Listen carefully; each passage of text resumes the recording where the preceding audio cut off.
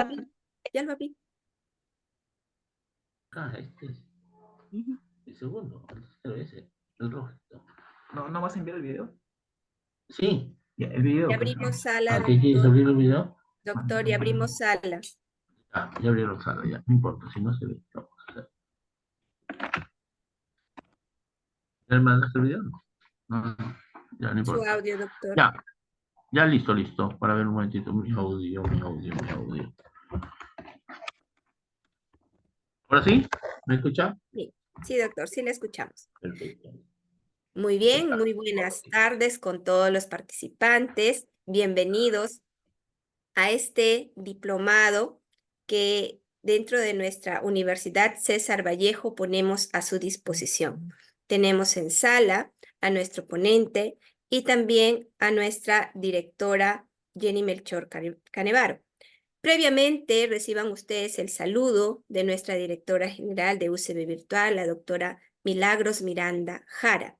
Nuestra directora Jenny Melchor Canevaro está en representación de la directora general y vamos a darle el pase para que dé la bienvenida a este diplomado. Adelante, doctora Jenny. Su micrófono, por favor. Sí, mil disculpas, suele pasar en la virtualidad. Gracias, Evelyn, te estaba comentando. Bien, estimados directores, es un honor para mí darles la bienvenida al diplomado Competencias Directivas para una Gestión por Resultados. Quiero empezar comentándoles, o contándoles, mejor dicho, que hace más de 32 años, un joven soñador y emprendedor observó a muchos jóvenes y sus familias con ganas de salir adelante. Creo que es nuestra historia, ¿no? ¿Cuántos hemos estado en esta situación? Pero con pocas oportunidades para lograrlo. Entendió entonces que la educación peruana necesitaba un cambio que permita brindar educación de calidad para todos. Pero ¿cómo hacerlo? Se hizo la pregunta una y otra vez y se propuso, junto a un grupo de profesionales y docentes universitarios del más alto nivel, la creación de una universidad para todos. Un espacio donde se formen profesionales con rostro humano, donde las familias puedan depositar sus sueños y esperanzas para tener un futuro mejor. Así nació la Universidad César Vallejo, que forma profesionales emprendedores con valores, con sentido humanista, científico y tecnológico, comprometidos con la transformación de la sociedad global para el desarrollo sostenible. Y para cumplir con nuestra misión, necesitamos trabajar con nuestros mejores aliados, los docentes, que forjan a niños y adolescentes para ser futuros profesionales. Su apoyo es trascendental y como pieza fundamental deben de estar dotados de recursos y estrategias para adaptarse a las nuevas necesidades y demandas de la educación actual. Es por ello que como universidad venimos desarrollando programas de capacitación docente. Y este año, junto a la Fundación Real Madrid, hemos implementado plataformas asincrónicas de aprendizaje para que ustedes puedan adquirir habilidades con el reto de cambiar nuestra sociedad. Es un espacio más justo, más seguro, más equitativo para todos nuestros niños, niñas y jóvenes del país. Hoy aperturamos el diplomado Competencias Directivas para una Gestión por Resultados. Este diplomado está diseñado para proporcionarle las herramientas e información necesaria para una gestión por resultados efectiva. Abordaremos temas clave como el liderazgo estratégico, la planificación y evaluación de políticas educativas, la gestión de recursos y la implementación de prácticas innovadoras que contribuyan al logro de nuestros objetivos educativos. y formar parte de nuestro compromiso como universidad. La Universidad César Vallejo, en su contribución al desarrollo de nuestro país, y refleja nuestra intención también de enfocar nuestros esfuerzos en obtener resultados concretos y medibles que beneficien a nuestros estudiantes, docentes y comunidades educativas. Queremos que ustedes, como funcionarios del Ministerio de Educación, desarrollen las competencias necesarias para liderar con visión, eficacia y responsabilidad. Es un gran reto que nosotros asumimos. Y como dice nuestro fundador, hoy debemos estar dispuestos y preparados para hacer cosas imposibles, porque lo posible lo puede hacer cualquiera. Y nosotros como universidad hemos asumido este gran reto. Espero que ustedes nos acompañen en este camino y también, al igual que nosotros, asuman este reto. Con estas palabras doy por inaugurado el diplomado. Gracias. Muchísimas gracias, doctora Jenny Melchor Canevaro, nuestra directora de lo que es segunda especialidad a distancia. Muchísimas gracias. Bien, pues como ella ya lo dijo, estamos inaugurando este diplomado denominado Competencias Directivas para una Gestión por Resultados. Este diplomado, pues, va dirigido a los gestores de UGEL y direcciones regionales, los cuales pues deben convertirse en un soporte pedagógico que coayude a fortalecer las competencias de los docentes y por consiguiente también a mejorar los aprendizajes de los estudiantes para posicionar la importancia del territorio, la lengua, la cultura en la planificación y promover así un modelo de gestión que involucre el desarrollo social, económico y cultural de los pueblos. Esta diplomatura consta de 6 módulos, los cuales van a ser desarrollados a través de conferencias a cargo de profesionales especialistas en cada tema y talleres asíncronos en la modalidad virtual conducidos por tutores, ¿sí? Asimismo, los directivos participantes pues van a contar con medios y materiales especialmente preparados para apoyar los procesos de gestión y también los procesos de aprendizaje, los cuales pues se va a facilitar a través de la plataforma Clementina. En ellos van a encontrar sus módulos y todos los videos, tutoriales, páginas web, entre otros recursos que serán socializados por sus tutores en cada módulo. Dicho esto, entonces voy a pasar a presentar a nuestro ponente del día de hoy.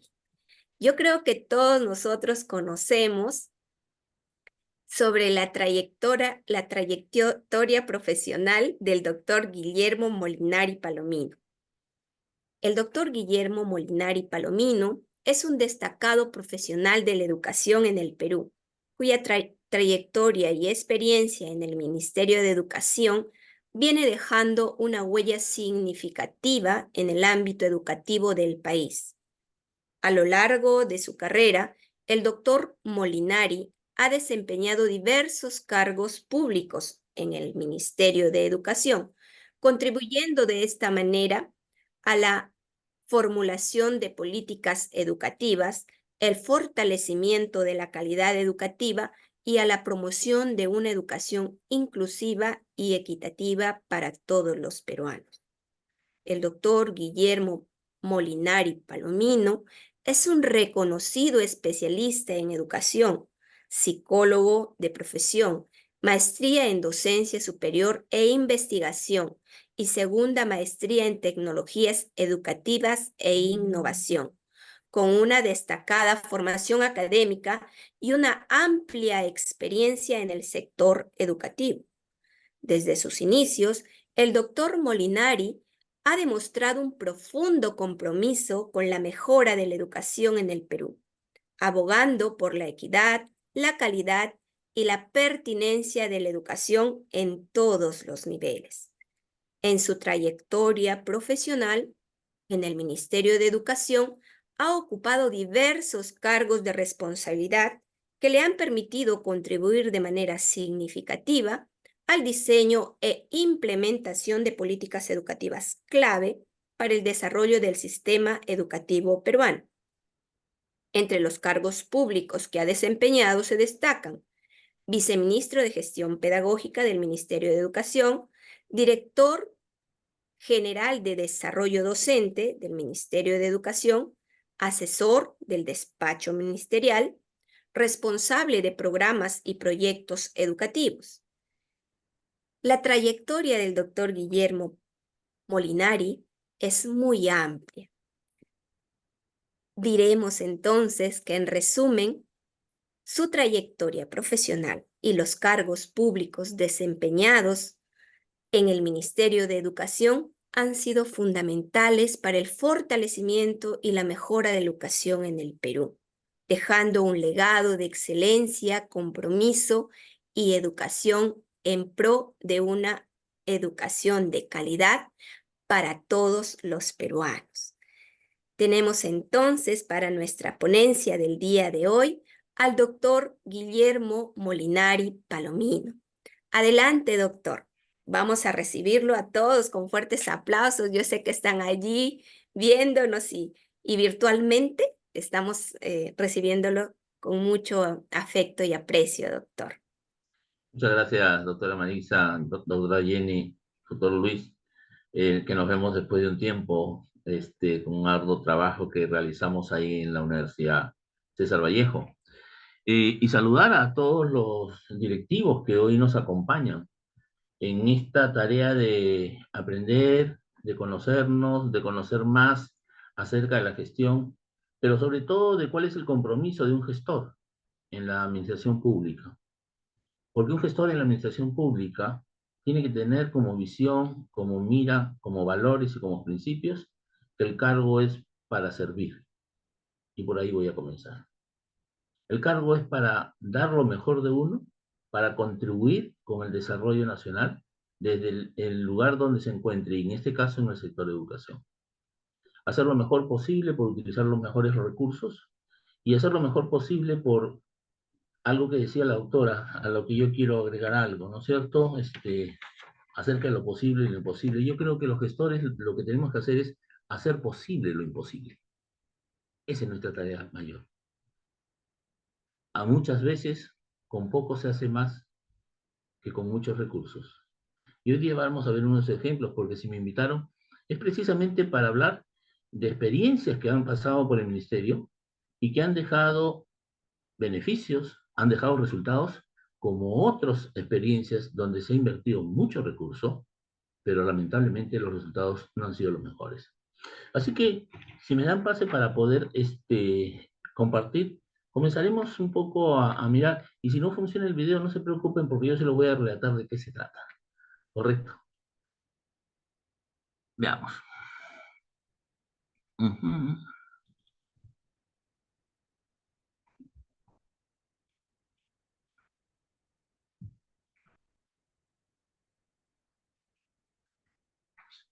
Bien, vamos a hablar entonces un poco hoy día de cuáles son esas competencias directivas que deberíamos desarrollar todo gestor que entra a la administración pública, inclusive que se mueve en la administración privada. Hoy yo trabajo en el ámbito privado de la educación, asesorando un conjunto y diversas instituciones educativas de diferentes niveles, con diferentes problemáticas, con diferentes aspiraciones, con deseos de aportar a la educación, sean privadas o sean públicas.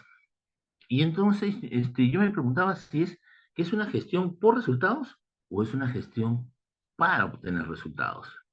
Y me quedaba con la segunda.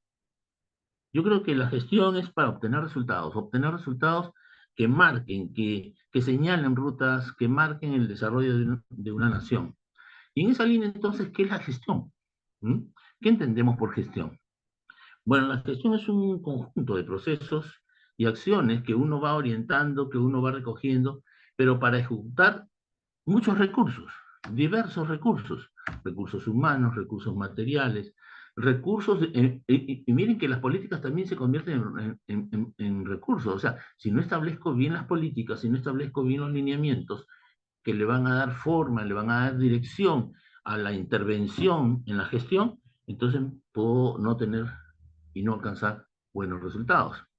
Porque lo que se busca finalmente es que al aplicar estas estrategias, estas metodologías de formas de organización que me permitan a mí, a través de un ciclo sistémico y continuo, alcanzar objetivos, alcanzar metas, estaré más cerca de precisamente obtener los resultados que me había previsto.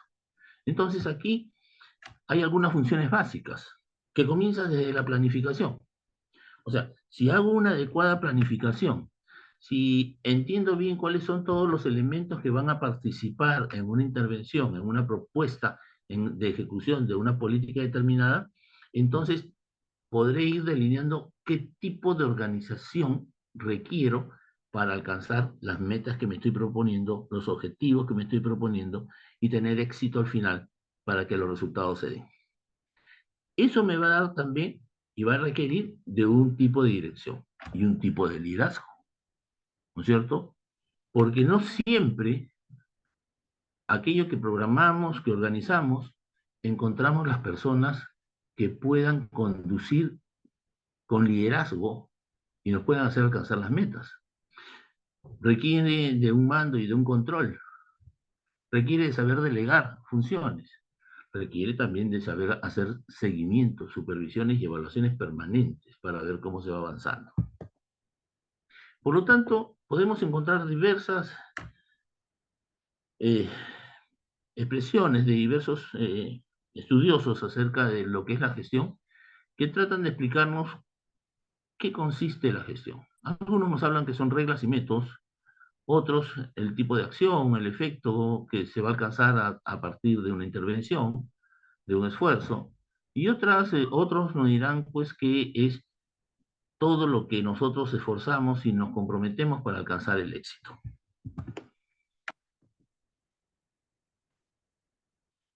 ¿Qué es entonces la gestión para resultados? Primero, lo que tenemos que entender es que es un modelo de cultura organizacional. Es cómo organizamos la institución, es cómo nosotros delineamos cuáles son las necesidades y requerimientos que necesitamos para precisamente aquello que hemos planificado como metas, objetivos y resultados, podamos alcanzarlos. Pero hay una característica en este tipo de gestión, y es que lo fundamental es el poner el éxito en los resultados, desde los más cortos, de los más pequeños, hasta los resultados mejor esperados. Y si estos resultados resultan siendo mejorados y superados, en buena hora. ¿Por qué? Porque cuando yo delineo algunos resultados, es por no solamente obtener cantidades, o sea, números, ¿no? A ver, voy a dar un ejemplo. Me he propuesto atender de los 2 millones de estudiantes de secundaria, solo 800, porque no me da el dinero, según algunos, ¿no es cierto? Viene otro grupo y dice, un momentito, vamos a revisar esto, ¿no? Parece que los cálculos que se han hecho, lo que se ha planificado no es así, y resulta que con el mismo recurso y con el mismo dinero se terminan atendiendo a los 2 millones de estudiantes, ¿sí? El impacto innegablemente es superior para el país. Una cosa es que atienda a 800.000 estudiantes de los 2 millones de secundaria o 2 millones 100, y otra cosa es que atienda a los 2 millones con todos sus recursos y todos sus materiales en su proceso de aprendizaje. Lo cual, lo que está ocurriendo es que le estoy agregando un valor a la intervención pública, ¿sí? Y entonces comienzo a crear valores. ¿Cómo mejoro yo la educación? ¿Cómo mejoro la calidad de los aprendizajes? ¿Cómo mejoro yo la calidad en los desempeños de los docentes? ¿Qué intervenciones tengo que hacer? Y lógicamente ahí es donde pasamos de cuántos estudiantes recibieron oportunamente sus textos, ¿no? O cómo se han mejorado los logros de aprendizaje a partir de las capacitaciones docentes.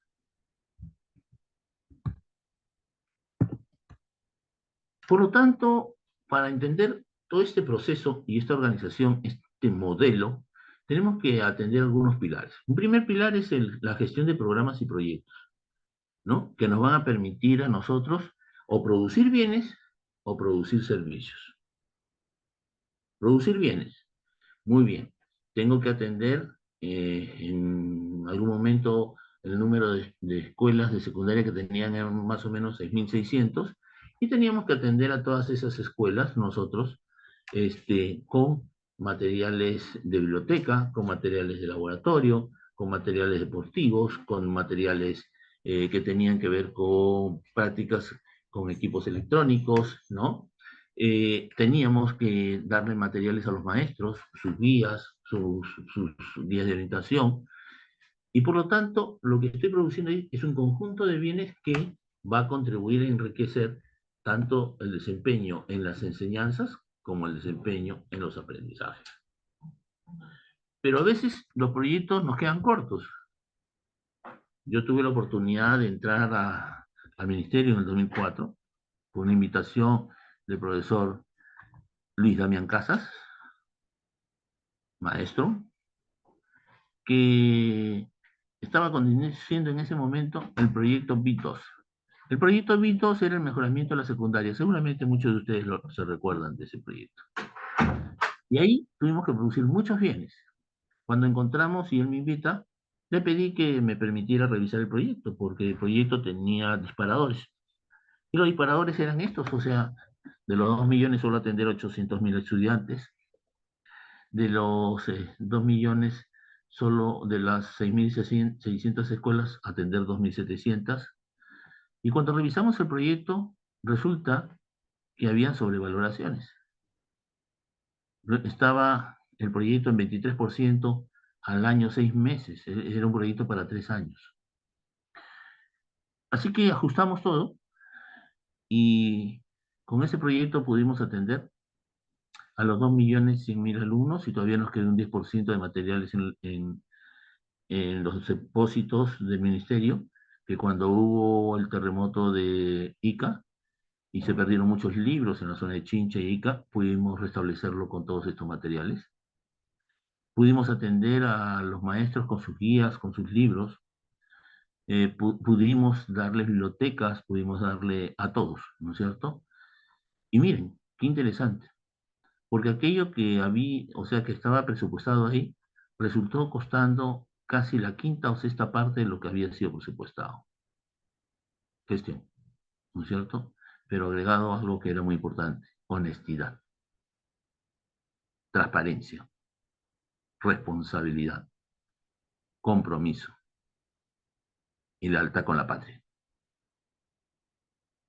Claro, un proyecto muy interesante, pero tenía una patita coja el proyecto BIT2. Y la patita coja era la capacitación de los maestros. Porque no bastaba tener textos muy buenos, no bastaba tener bibliotecas, no bastaba tener equipos, sino que había que capacitar a los maestros. Capacitación que se pudo lograr posteriormente con los programas nacionales de formación y capacitación docente, RONACAP. Ahí está la diferencia. Produzco bienes, pero produzco servicios. ¿Sí? Si yo hago una buena combinación de ellos dentro de un programa o de un proyecto, lo más seguro es que va a haber una mejora en los resultados. Un segundo pilar es el tema financiero, de auditoría y adquisiciones, ¿no? ¿Cómo se hacen los procesos? Ahí hay un conjunto de elementos administrativos que hay que cuidar. Cómo se forman las comisiones, cómo se hacen los TDR, cómo se hacen las licitaciones, ¿no? Cómo se adquieren y cómo se entregan los recursos de manera oportuna. Porque no basta que adquieran los recursos. Mientras nosotros en secundaria lográbamos entregar a tiempo oportuno recursos inmediatamente que eran producidos, en otras áreas tenían serias dificultades porque no se habían programado adecuadamente. Se habían hecho contratos en paralelo entre la adquisición y la distribución. Al final, como se habían hecho contratos paralelos, ¿no es cierto? Después se tuvieron problemas con la distribución porque los materiales no estaban a tiempo. Eso nos da una señal de cuán importante es la planificación en este segundo pilar, que es la gestión financiera, pero además los procesos posteriores que vienen de auditoría y que vienen en mirada de si se concretan los objetivos y las metas o no se concretan, y cuán bien se alcanzan estas metas, estos objetivos y estos resultados. Un tercer pilar tiene que ver con la planificación para los resultados. Y eso parte primero de determinar en dónde estamos, ¿no? ¿Dónde nos ubicamos? ¿Qué pasa con los aprendizajes de los estudiantes? ¿Qué pasa con los recursos materiales? ¿Qué pasa con el manejo de esos recursos? A partir de ello, ¿dónde nosotros queremos llegar, ¿sí? Con los niveles que alcanzan nuestros alumnos. Lamentablemente los resultados no nos vienen acompañando en los últimos 5 o 8 años, ¿no? Se trata de mostrarnos a veces estadísticas y se nos dicen que hemos acortado las brechas entre la zona rural y urbana, y lo único que ha pasado ahí es que la zona urbana en muchos casos había mejorado su rendimiento, pero la zona urbana había bajado. Claro, se había bajado la brecha a 2 puntos, pero no porque los dos habían subido. O le puedo dar muchos otros datos, o sea, no necesito decirlos así nomás porque hay bastante información estadística que nos permite hacer esos análisis, pero nos debe permitir la reflexión, nos debe llevar a una reflexión. ¿Dónde estamos? ¿Qué está pasando? ¿Qué nos está ocurriendo con estos resultados? Hoy tenemos chicos, después de la pandemia, en cuarto o sexto grado, que no leen bien, que no comprenden lo que leen, peor aún, ¿no es cierto? Y que están a punto, el próximo año están en secundaria, donde probablemente tengan mayor nivel de exigencia y los resultados realmente sean lamentables. Entonces, ¿cómo nos preparamos para eso? ¿A dónde queremos llegar? ¿Qué estamos haciendo para poder alcanzar esas nuevas metas, esos nuevos niveles? ¿Cómo estamos haciendo las intervenciones? ¿Cómo estamos capacitando a nuestros maestros? ¿Cómo estamos diseñando nosotros nuestras organizaciones? ¿Cómo logramos de que las escuelas puedan lograr un nivel más autónomo de desarrollo, ¿no? De mayor compromiso? ¿Cómo recuperamos la disciplina? Eso es muy importante. ¿Cómo recuperamos la disciplina, el respeto en las escuelas? Todos nos preguntamos, oye, ¿por qué los japonesitos tienen mejor rendimiento? Señores, no es porque sean más inteligentes. Nosotros tenemos chicos muy inteligentes.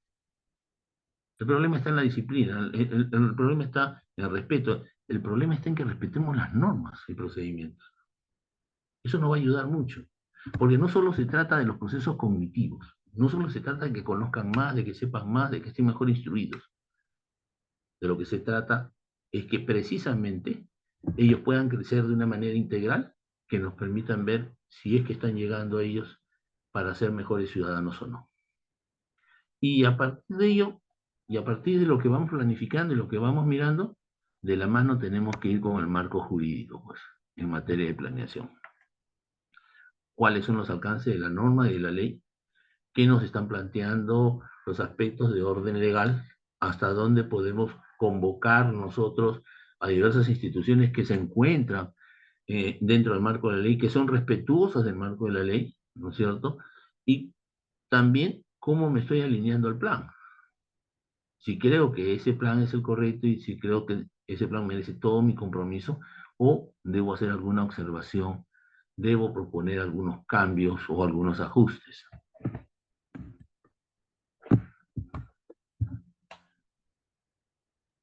Presupuesto basado en resultados. O sea, si yo comienzo a revisar un presupuesto y comienzo a darme cuenta de cómo estoy planificando las intervenciones y la ejecución financiera y presupuestaria en un proyecto o en un programa, tengo que tener claro que aquello que había previsto de mejorar alcance esos niveles. Algunos ejemplos, ¿sí? Seguramente algunos de ustedes se preguntarán, ¿cuánto se invirtió en el proyecto, en el Programa Nacional de Formación y Capacitación durante los 5 años en la que se desarrolló con el doctor José Antonio Chang? ¿Y de dónde provino ese dinero? Primero, decirles de que ese dinero no fue en ningún préstamo extranjero, así que no tuvimos que devolver nada. Toda esa capacitación se hizo con recurso público, con tesoro público. Fue dinero nuestro. Permitió capacitar 140.000 maestros. ¿A partir de qué? De que se evaluó, se hizo una línea base, porque nadie puede orientar hacia dónde va a ir si es que no sabe dónde está, como hemos dicho anteriormente. Se tuvo que hacer una línea base, cuáles eran las necesidades y requerimientos de nuestros maestros. para poder mejorar los rendimientos de los estudiantes. Los estudios hasta hoy siguen diciendo lo mismo. Si un estudiante está frente a un maestro que tiene buen rendimiento, lo más seguro es que el estudiante también va a tener buen rendimiento. Y ocurre también lo contrario, cuando el maestro no tiene un buen rendimiento, los estudiantes tampoco lo alcanzan. Y aquí hay un tema importante. Entonces, cuando nosotros hicimos ese análisis, dijimos, bueno, ¿qué es lo que requiere? Línea base, establecimos la línea base, no solo el tema de desarrollar dos competencias importantes. Y yo a veces lamento de que haya hasta políticos que cuestionan por qué se siguen trabajando esas dos líneas importantes, ¿no? ¿Cuáles son esas dos líneas importantes? Una tiene que ver con nuestra capacidad de comprensión lectora, y la otra tiene que ver con nuestros procesos lógicos. Aquellos que no llegan a comprender cómo es que nuestro cerebro aprende, entonces ponen en duda por qué se evalúan o por qué se trabajan esas dos competencias. Son dos competencias básicas que nos permiten aprender todo lo que aprendemos después.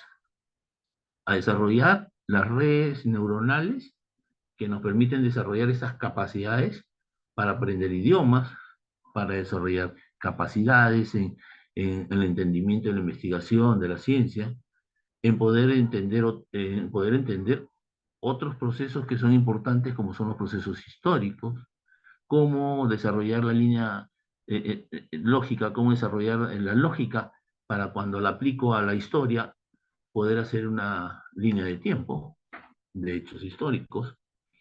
Entonces, todos esos elementos, como ustedes se van dando cuenta, que yo, a partir de un presupuesto, tengo que intervenir, tienen una lógica final de resultados en el desarrollo humano. Procesos e instrumentos de información sobre desempeño de programas y proyectos en ese ciclo de presupuesto. ¿Cómo voy a ir haciendo esas intervenciones presupuestarias que me van a permitir a mí ir mirando resultados cualitativos, no solo cuantitativos? Entonces, la información del desempeño del programa, ¿no es cierto?, es sobre la base de una integración del proyecto de presupuesto. ¿Cuántos recursos humanos? Yo a veces me he quedado asombrado cuando nos presentaban en el ministerio, regresamos en la gestión del doctor Bessler, y nos presentaron el presupuesto para mejorar la educación técnica en el Perú. Nos hablaron de 200 millones de dólares. Pero ¿saben qué? 50 millones era para la administración. O sea, un cuarto de la intervención del recurso, que era un préstamo, era para pagar sueldos, asesorías, consultorías, y entonces ahí ya tenemos un grave problema. Perdemos dinero, ¿no es cierto? En aquello que no es urgente, que no es necesario, ¿sí? Y que probablemente termine con muchos informes, como nos ocurre casi siempre, en los archivos.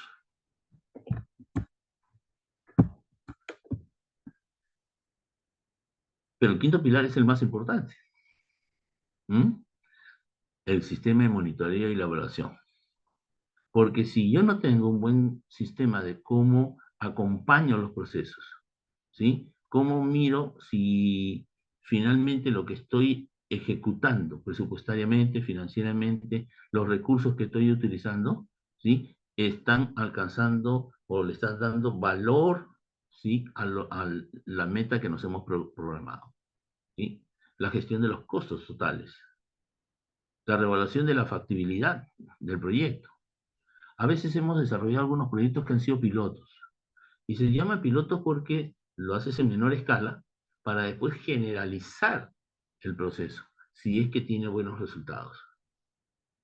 Y esto es muy importante. En el país han habido experiencias muy importantes, pero que lamentablemente, por decisiones políticas, y aquí discúlpenme, hago un paréntesis, la educación no solo es un proceso educativo, pedagógico, no solo es un proceso histórico y social, es también un proceso ideológico y político. Y a veces los intereses ideológicos y políticos nos han golpeado y nos seguirán golpeando si no tenemos claras las cosas. Entonces, cuando hablamos de este monitoreo es porque necesitamos de un sistema de reporte permanente, continuo, ¿sí? De cómo se va ejecutando el gasto, cómo se va ejecutando ese presupuesto. Y un sistema de evaluación también, permanente y continuo. Porque si hay que ajustar líneas, que hay que ajustar intervenciones, si hay que ajustar presupuestos, hay que hacerlo sobre el camino. Si hay que tomar decisiones al respecto, habrá que hacerlo también sobre el camino para alcanzar las metas que nos habían previsto, para alcanzar esos resultados. Por lo tanto, ¿cómo se mueve este ciclo de gestión pública? Una buena planificación, donde tenemos con mucha claridad determinado cuáles son los resultados que queremos alcanzar. Cómo este presupuesto está orientado precisamente a obtener esos resultados, esas metas, esos objetivos que hemos planificado, ¿sí? Cómo orientamos toda la gestión financiera, toda la gestión presupuestaria, cómo estamos dispuestos a permanentemente poder ser auditados, ¿no? Y que puedan ver con toda transparencia, ¿sí? Con todo lo que exige un proceso de auditoría, ver que lo que se ha planificado, lo que se viene ejecutando presupuestalmente, está atendiendo a lo que se ha previsto como metas, objetivos y resultados. Si las adquisiciones son las correctas, si los procesos en la adquisición de bienes y servicios están respondiendo a atender las necesidades con las cuales se partió en la planificación. La gestión de programas y proyectos. Miren, en el Ministerio de Educación han habido proyectos muy exitosos, pero también han habido de los otros. Entonces, para el final vamos a ir mirando dentro de un ratito algunos ejemplos de ello, ¿sí? Para precisamente nosotros no caer en algunas situaciones donde precisamente no se alcanzan, ¿no?, los resultados. Y el ciclo termina pues con el monitoreo y la evaluación. Todos estos elementos son indispensables, ¿sí?, para darle un valor público a las intervenciones y a la gestión pública. Entonces, si hemos visto qué es gestión, entonces, ¿qué son competencias? ¿Qué competencias requerimos? ¿No? Hay dos escuelas ahí muy marcadas sobre tratar de entender qué es la competencia. Una está orientada por Spencer y Spencer. Es una mirada conductista, ¿no es cierto? ¿Sí? Mucho más instruccionista. La competencia para ellos es una característica que subyace en un individuo, ¿no?, que está casualmente relacionada con un estándar de efectividad. Entonces trabaja sobre el establecimiento de estándares, ¿sí?, de performances. Si uno alcanza esos niveles, entonces lo que está logrando es generar un rendimiento de competencia superior en un trabajo o en una situación. Y la otra línea, ¿no?, que tiene que ver con Levy y Le Boyer, es más constructivista. ¿Qué nos dicen ellos? Entonces nos dicen de que la competencia parte de un repertorio de comportamientos. En pocas palabras, es el conjunto de capacidades, aptitudes y realizaciones y ejecuciones que articuladas dan un adecuado dominio a las personas sobre determinadas situaciones en las que intervienen, ¿no es cierto? Y por lo tanto, ¿sí?, hace de que su intervención sea eficaz, sea eficiente y sea efectiva. Las 3 E. Estos comportamientos tienen que ser observables, ¿no es cierto? La realidad cotidiana del trabajo y en situaciones de prueba. Algo importante a mí, yo estuve trabajando 19 años en la Fuerza Aérea antes de entrar al Ministerio de Educación. Algo que aprendí de los pilotos amigos, ¿no? Que ellos decían, ¿no? Las 3 E. Eficiencia, o sea, era ser eficiente, eficaz y efectivo. Miren, ¿no? Eficiente, eficaz y efectivo. Y me acuerdo que en alguna conversación dije, explíquenos eso. Ah, miren, es así como esto. Miren. Nosotros somos cazadores, o sea, son pilotos de caza. Nosotros nos dan un avión. Ese avión cuesta tantos millones de dólares y está cargado de armamento. Somos eficientes cuando levantamos vuelo, ¿no es cierto? Manejamos el avión, hacemos piruetas y bajamos el avión, eficientes. Somos eficaces porque ante algún tipo de situación o determinado, sabemos maniobrar, sabemos cómo buscar al enemigo, o cómo nosotros deshacemos del enemigo, o cómo evadir. Pero ¿saben qué? A nosotros no nos dan un avión para... No nos dan un avión, no nos dan un avión a nosotros para hacer maniobras, para hacer piruetas. A nosotros nos dan un avión con un objetivo. ¿Y cuál es ese objetivo? Ese objetivo tiene que ver con que tiene un fin, o sea, es un avión de combate. Ah, qué interesante. Entonces, nos decían, ¿y ustedes? Somos profesores. ¿Cómo aplicarían esas 3C? Muchas respuestas, pero creo con la que mejor me quedo. Ser eficientes. Un maestro no basta con que sepa manejar su área, su curso, o un gestor, manejar sus recursos. ¿No es cierto? Tiene que ser eficiente en cómo los aplica, cómo los utiliza, cómo estos recursos los pone en práctica para poder alcanzar los mejores logros y resultados. Pero además, siendo efectivo. Tengo 100 alumnos. Yo no sé cómo algunos maestros dicen 100% de logros alcanzados. Ah, ya, pero tienes 10 repitentes. 100%. O el 10% está en proceso. O el 40% está en proceso. Algo nos está ocurriendo. ¿Qué nos pasa con la efectividad? ¿Cuán efectivos somos? La competencia y la gestión y los resultados tienen que ver con eso. Precisamente con la eficacia. Ser eficaces.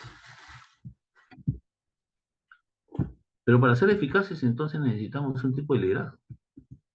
¿Mm? Y dentro de ese tipo de liderazgo, nosotros necesitamos manejarnos.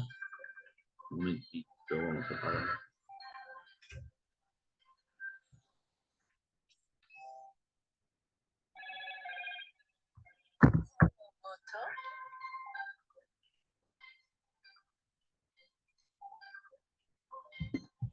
Necesitamos un tipo de líder que maneje determinados ejes, ¿sí? Esos ejes que tiene que manejar tienen que ver con un eje intrapersonal. Un verdadero líder tiene que manejarse emocionalmente, tiene que saberse autorregular. No basta con que conozca o maneje gestión, no basta con que conozca y maneje presupuesto, no basta con que maneje normas. Probablemente para utilizar todo ello y para utilizar esos elementos lo que necesita es tener una buena autorregulación emocional y buena salud mental. Por lo tanto, el eje intrapersonal, ese diálogo que tiene uno consigo mismo, es fundamental desarrollarlo. A veces tenemos personas con grandes capacidades, pero que emocionalmente, para dirigir, discúlpenme el término que voy a utilizar, son un desastre. Pero además esa persona que maneja todos estos recursos y estas posibilidades personales, sus competencias, sus habilidades para dialogar, sus habilidades blandas, ¿no? Lo que necesita es manejarse dentro de un eje transaccional. La capacidad de comunicarse con otros, de orientar sus capacidades hacia otros, de influir en otros, ¿sí? Y por lo tanto, al lograr este tipo de procesos, lo que va a estar manejando es un tercer eje, que es que le va a permitir transformar esa realidad en la que él se desenvuelve y se desarrolla. Él internamente, él con los demás, él con el medio, con el entorno, pero finalmente, si todos ustedes quieren trascender, lo que tienen que dejar detrás de ustedes son huellas. A un líder lo recuerdan por las cosas que ha hecho, ¿sí? No solo por las que ha dicho. A un líder lo recuerdan porque cambió una realidad. A un líder lo recuerdan porque alcanzó determinados resultados que sirvieron para el desarrollo de un grupo social de un ámbito determinado o de una sociedad en su conjunto. Esos son los líderes que recordamos. ¿Sí? Ah, en la historia hay líderes inadecuados que recordamos. Claro, claro que sí, ¿no es cierto?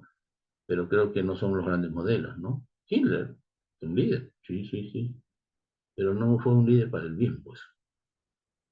¿Mm? Y miren que cambió su sociedad al principio. Pero después, ¿a dónde condujo al mundo?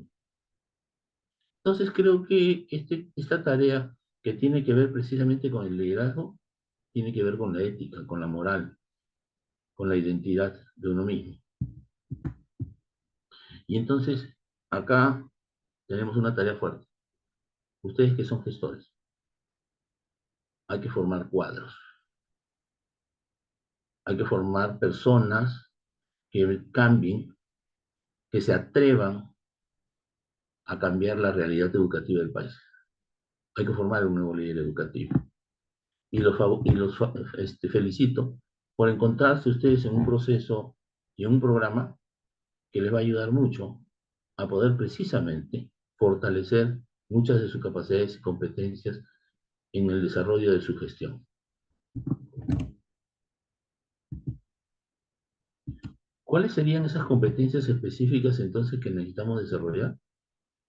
A ver, primero hay que reconocer y analizar los aspectos psíquicos, como les decía, nuestros asuntos más íntimos, más, donde vamos a ir con nuestra propia mochila.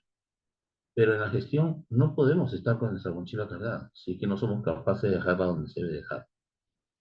Y manejarnos emocionalmente, ¿no? Cuando nosotros tenemos, a partir de nuestro rol, que influir en otras personas, que orientar, que acompañar, que dirigir, porque son diferentes tipos de formas de conducir. ¿Ah? Habrán grupos humanos que yo necesito dirigirlos, y habrán otros grupos, otras personas, ¿no es cierto? O otras personas que trabajan, otros colaboradores, que lo que tengo que hacer es acompañarlos. A otros probablemente no dirigirlos ni acompañarlos, sino asesorarlos. Cada situación implica diferentes prácticas, diferentes intervenciones, pero y diferentes movilizaciones internas en cada uno de nosotros. Y por lo tanto hay que desarrollar en ese eje transaccional, a partir del manejo de estos factores comunicacionales, el trabajo en equipo y la solución de conflictos, cómo voy desarrollando esa habilidad y esa capacidad para poder conducir grupos, para poder liderar grupos humanos. Pero además tengo que, innegablemente, también comenzar a aprender a ejecutar estrategias que me permitan superar y transferir comportamientos, ¿sí? Hacia los otros seres humanos que se desarrollan conmigo. Hay que enseñarle a las personas a desarrollar el planeamiento estratégico, a desarrollar una serie de técnicas de motivación y liderazgo. Hay que impulsarlo a que potencien sus capacidades, pero también hay que elaborar y generar propuestas en relación a la mejora de la calidad educativa y a la práctica de valores humanos. Un tema que se viene perdiendo mucho, ¿sí? Que se viene lamentablemente golpeando, ¿no? Porque no tenemos los mejores ejemplos sociales en estos momentos, ya desde hace alguna época, que nos permitan a nosotros decir, miren, podemos mirar hacia allá, podemos tener estos modelos que nos van a ayudar a nosotros a poder mostrarle a nuestros chicos, a nuestros jóvenes y a nosotros mismos que esa es un poco la ruta a seguir. Y lo vamos a tener en todos los campos. Lamentablemente, que últimamente en los campos políticos no los tenemos. Entonces, ¿cuáles son algunas de esas habilidades, ¿no? Algunas de esas capacidades que nos van a permitir a nosotros lograr determinados objetivos? ¿Se han puesto a pensar cada uno de ustedes cuál es su visión de futuro? ¿De acá a 5 años dónde quieren estar? ¿Cuántos de ustedes quisieran ser directores nacionales? ¿Cuántos desearían ser viceministros o ministros de Estado? Grandes responsabilidades, gran responsabilidad. Pero, ¿qué tengo que hacer para eso que me pongo como visión de futuro, del deseo de conducir la educación de mi país y hacerlo de la mejor manera, ¿qué características debo alcanzar? ¿Qué valores debo yo asumir de manera permanente y que sea muestra de práctica de ello? ¿Qué metas vengo alcanzando? ¿Tengo alguna meta que haya alcanzado que yo pueda mostrar y decir, un momentito, yo en mi gestión vengo logrando esto, o en tal gestión logré esto, y beneficié a tantos alumnos, a tantos padres, a tantos maestros, ¿sí? Mi escuela creció de esta manera, y eso me hizo a mí mejor persona, mejor ser humano, un mejor gestor. ¿Cuál es el plan de trabajo que tengo para alcanzar esa visión?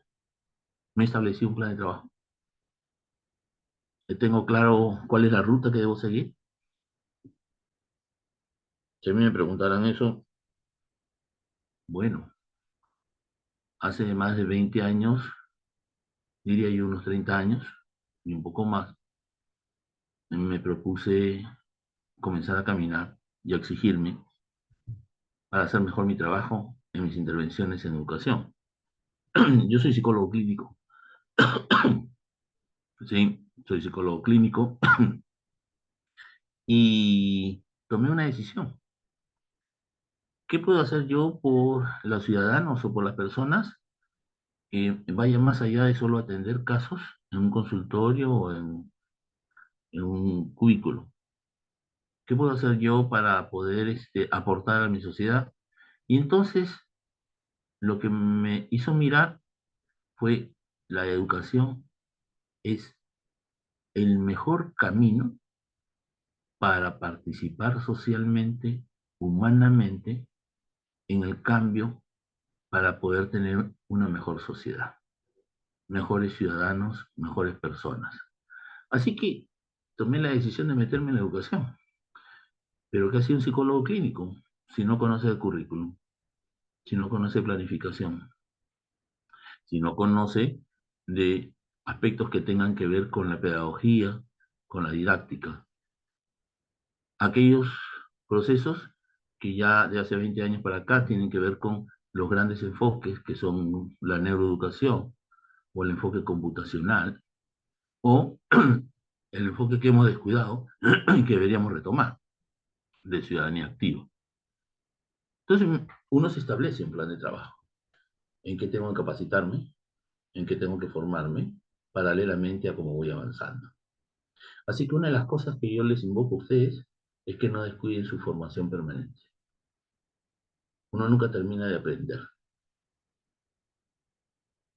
Un buen líder es el que va descubriendo en el camino nuevas estrategias y nuevas formas y nuevos métodos de intervención. Pero también un buen líder es el que permanentemente va estableciendo proyectos de vida para él, para sus entornos, pero proyectos de vida también para los ámbitos donde tiene que hacer sus intervenciones. Una de las cosas de un buen líder es reconocido, ¿saben por qué? Por su trato, las relaciones que establece con su entorno, cómo se dirige a las personas, desde el que amanece hasta que anochece. El saludo no le quita a nadie nada, a nadie. Yo veo a veces personas, jefes, que ni siquiera saludan al personal cuando ingresan a una oficina, o no los toman en cuenta, o no le dan una gratificación social. El trato es fundamental en un buen líder. Yo no conozco un buen líder que no tenga un buen trato. No es líder, pues. Y en ese proceso, entonces, el líder comienza a fortalecer un proceso importante que es la comunicación dialógica. ¿Y qué es la comunicación dialógica? Él se da cuenta que no es el único que tiene que hablar, sino que muchas veces, y la mayoría de las veces, tiene que saber escuchar. ¿Mm? Tiene que saber escuchar a las personas con las que trabaja, porque él no puede ser un todista. Porque él tiene especialistas a los cuales tiene que consultar y preguntar. Ah, ¿que tiene que tomar la decisión final? Sí, pero es mejor tomar una decisión final sobre la base de la mejor información, de quienes son los especialistas. Eso no quiere decir que hay especialistas, ¿ah? Con mayor respeto. Pero así es. Desarrollar ese tipo de capacidad es fundamental. Y el tema de actitud de servicio, ¿no?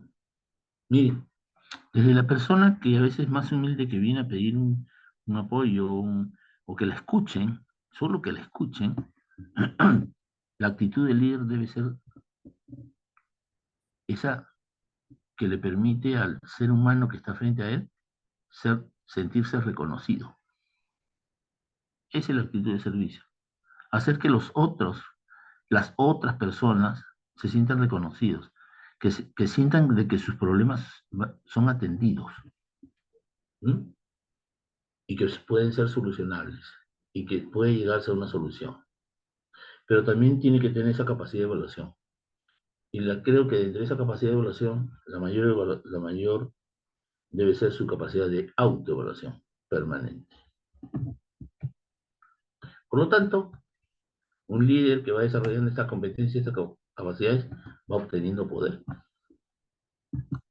¿Está bien? Va obteniendo primero un poder personal, porque es reconocido por los demás. ¿No? En sus decisiones, en sus actuaciones, en sus formas y en sus tratos, en sus decisiones, en la toma de decisiones, en los resultados que obtiene, en la forma como se conduce en la vida y cómo se conduce con los demás. Ese es el poder personal que va obteniendo un buen líder. Pero otros pueden no tenerlo, porque simplemente llegaron al poder porque fueron nombrados. Sí, probablemente por sus logros académicos, probablemente por los cargos que ocuparon anteriormente, pero eso no quiere decir que aquel que obtiene el logro legítimo también tiene el reconocimiento personal. Y entonces ocurre lo que hemos estado hablando anteriormente. Este que tiene un poder legítimo no necesariamente tiene un buen trato, una buena actitud de servicio, ¿cierto? Como se van dando cuenta, hay diferentes formas de poder. Y otra forma de poder es el poder del experto. ¿Mm? Aquel que conoce de un área. ¿Y saben ustedes que son directivos? A veces, ¿qué nos pasa en las gestiones? Y no tomamos en cuenta eso. Nosotros trabajamos con una serie de especialistas. Varios de ellos se han convertido expertos en su disciplina, en su área, ¿no es cierto? En lo que ellos saben y conocen. Pero mucho de lo que saben y conocen y en lo que son expertos no está escrito. Y a veces llegan los jefes y sacan a todo el mundo sin darse cuenta que ese experto que sacaron se fue con lo que conocen. Y el que va a entrar, por lo menos necesita 6 meses de una curva de aprendizaje. ¿Se han puesto a pensar en eso? Yo recuerdo mucho que llegué a un cargo importante en el ministerio. Había pasado una semana, estaban pidiendo una información de otra dirección, de una dirección general. Y yo le respondí a esta persona le dije, mira, estamos en ese proceso. Su respuesta fue, yo pensé que ya habías votado a todos los jefes que tenías ahí. Ujú. Bueno, le dije, son formas de conducirse y son formas de gestionar. Tus formas no son las mías. Punto. Porque las personas con las que yo estaba trabajando y que yo comencé a conocer ahí y que no las cambié y que siempre las respeté, era por su experticia, cada uno en su campo, los 3 jefes de línea. Y con cada uno conseguimos cosas muy importantes. ¿Mm? Fue cuando fue director de la Dirección de Educación Superior, docente, en su momento. Con ellos Con uno de ellos hicimos lo que fue el PRONACAP. Con la segunda persona hicimos todas las evaluaciones de los institutos, ¿sí? Y tomamos las pruebas nacionales para que los que entraran a ser docentes tuvieran vocación, pero además tuvieran las capacidades para poder ser docentes. Y con el tercero, estuvimos trabajando las normas y el cierre de lo que fue la ley de la carrera pública y también los procesos de capacitación docente. Los 5 años trabajé con ellos. No hubo que sacarlos ni cambiar. Es esa la capacidad de un experto y el líder tiene que comenzar a convertirse en un experto. Aprendí mucho con ellos. Mucho de lo que sé ahora en cada uno de esos campos lo aprendí con ellos. Pero llega un momento en que a partir de toda esa capacidad de poder ir siendo reconocido en estos aspectos y ir obteniendo ese poder, hay un poder que supera todo, ¿no es cierto? El poder social.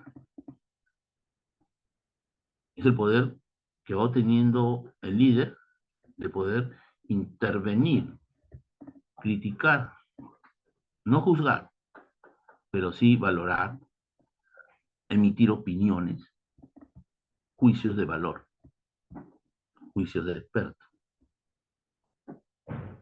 Entonces, ahí hay un tema que hay que caminar y hay una fuente que ustedes tienen que comenzar a trabajar, ¿sí?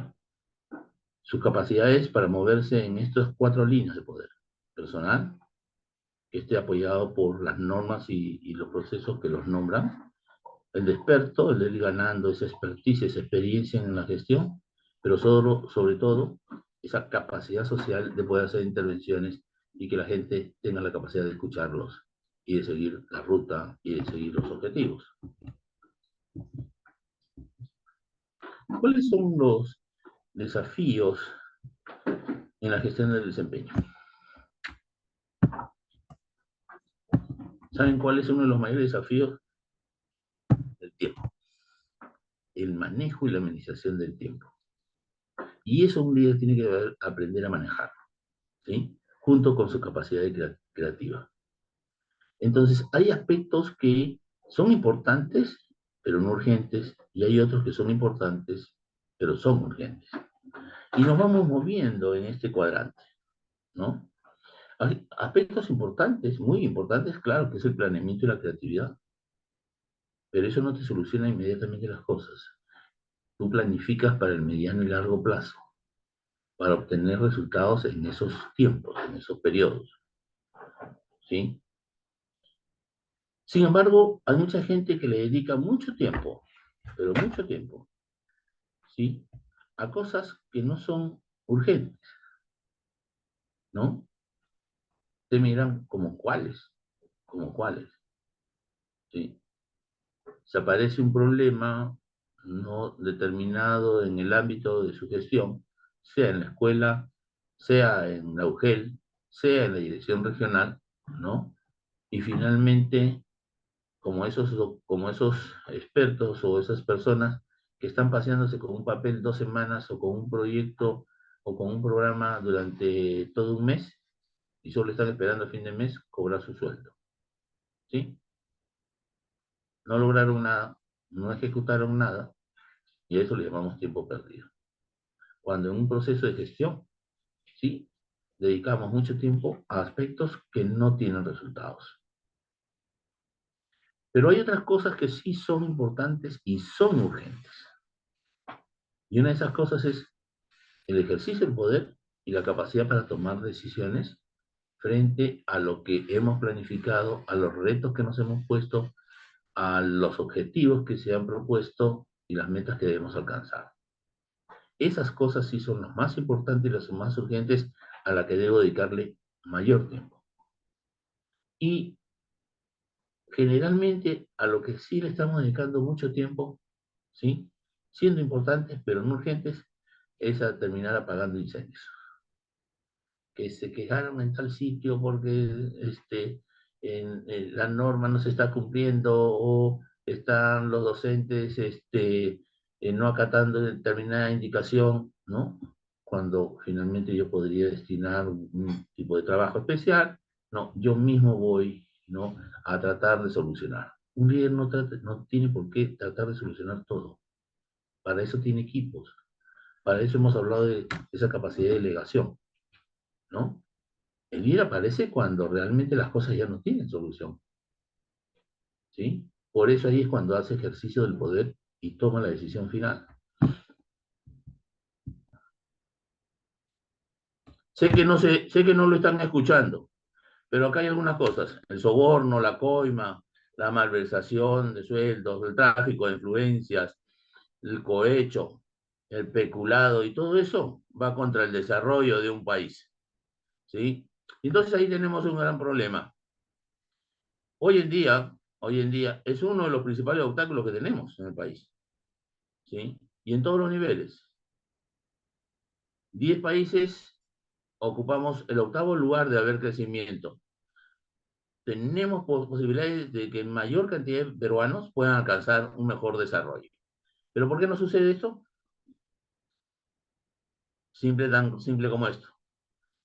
Hay quienes cobran billetes clandestinamente, hay quienes no hacen bien las obras, hay quienes no atienden la salud, hay quienes no logran una buena intervención en la salud de los niños o en la alimentación de los niños, y lógicamente gente que no respeta las normas. Y acá tenemos un gran problema.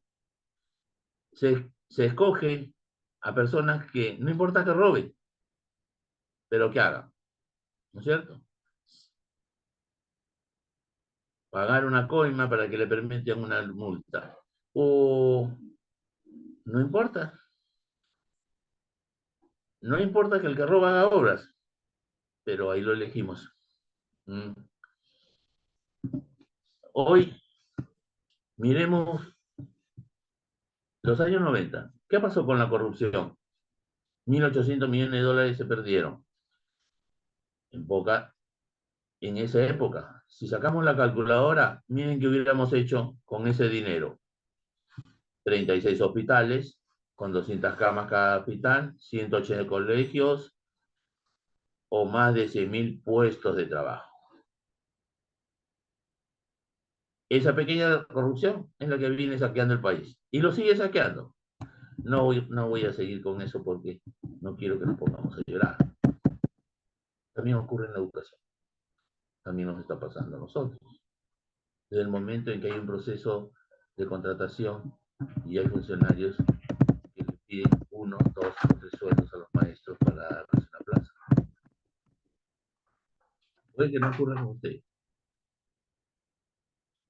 pero ¿qué ocurre?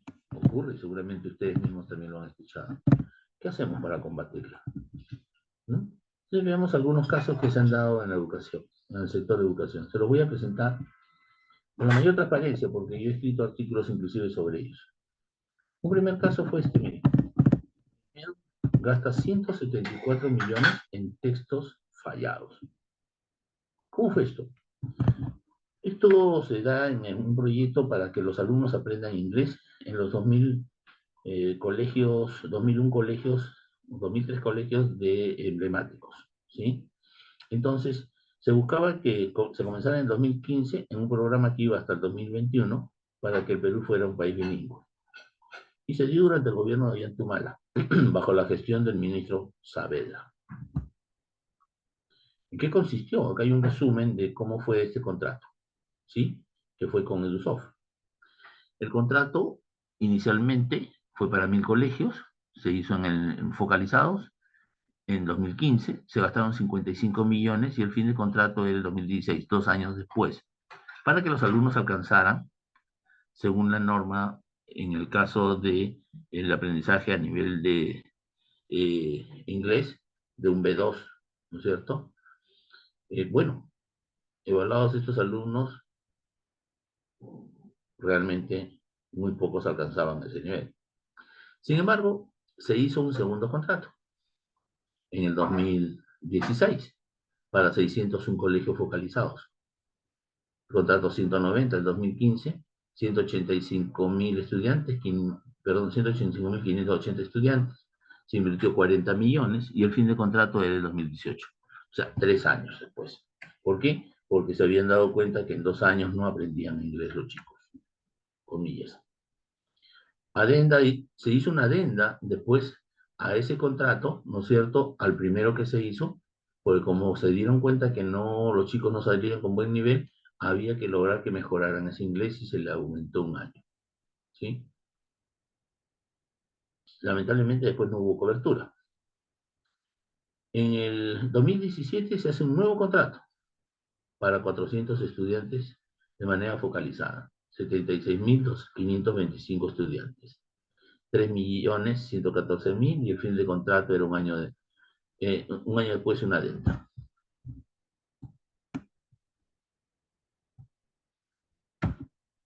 Quiero recordarles que nosotros tuvimos la gestión con el doctor Bessler en el 2017 y 2018. Nosotros mandamos este tema a que sea visto por Procuraduría. ¿Por qué? Porque habían funcionarios responsables del plan educativo de Minedo que habían estado ligados a las empresas que se habían postulado.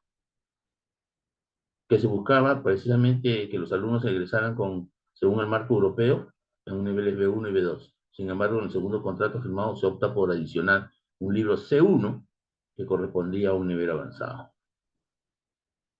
Bueno, nosotros nos fuimos en el 2018, pero luego en el 2019 sacaron un nuevo contrato para los 2.101 colegios. ¿Cómo así? En junio del 2014 se contrata como especialista asesora del despacho ministerial y se le nombra responsable de la política nacional de inglés a una persona que tenía vinculaciones directas con el grupo Deltron S.A., empresa que posteriormente postularía en consorcio con Ubisoft, LTD, a las licitaciones de la GEC, de los colegios emblemáticos, ¿no es cierto? ¿Cuál ha sido el impacto de la política nacional de inglés lanzada en el 2015 por el expresidente Humala y por el ministro Jaime Saavedra? Nadie nunca ha dado resultados. ¿Cuáles son las acciones administrativas y procesos judiciales asumidos a la fecha? Ahí siguen muchos encarpetados. ¿Qué funcionarios han sido denunciados a la fecha como consecuencia de la resolución del contrato, porque se resolvió el contrato con el grupo Deltron por todos estos errores y estas fallas? Los libros C1 nunca se repartieron, todos terminaron en el almacén.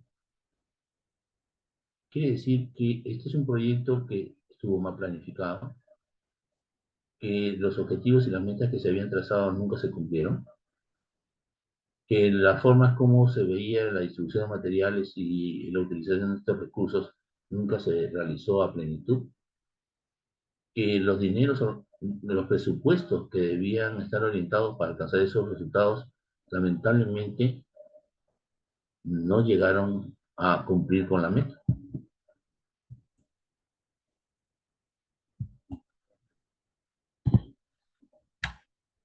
Un segundo caso, ¿sí? Una noticia que está pasando desapercibida en los medios abiertos de comunicación es el informe de control concurrente 6467-2020 contra la Ley General de la República sobre el proceso de compra de las tablets. ¿Se acuerdan el millón de tablets? Para la enseñanza escolar virtual en beneficio de las zonas más alejadas del país, según lo anunció el presidente Vizcarra. ¿Qué decía el informe? Primero, el proveedor Topsal, elegido para la adquisición de las tablets cargadores solares, no tenía el respaldo de la banca nacional ni extranjera para poder postular. 2. Según señalaba el órgano de control, la empresa Topsal envió hasta 3 cotizaciones distintas en las que fue ajustando el precio total a la compra de tablets. Fue ajustando el precio hasta que fuera su precio el más bajo y el que fuera elegido. Cargadores solidarios, conexión de datos, generando un perjuicio de 13,3 millones al Perú. Y tercero, el padrón de beneficiarios de la educación básica regular no se ceñiría al criterio de focalización y no se le permitía acceder al aprendizaje virtual a los aproximadamente 45.505 alumnos de las instituciones educativas rurales y urbanas. Muchos de estos recursos que llegaron a los chicos no funcionaban las baterías, le faltaban conexiones o no tenían cargadores solares.